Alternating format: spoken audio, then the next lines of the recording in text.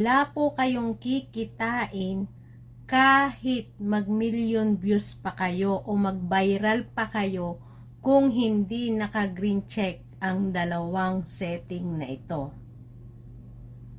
Kung paano po ito i-check, sundan lang po ang video na ito para ma-check po natin ang ating mga setting kung naka-turn on po ba ang dalawang setting na ito. Tayo sa ating timeline. So, kunyari magpo-post tayo ng video. Ayan. Timeline. Kuha tayo ng video. Ayan. Bago po po natin yan i-post.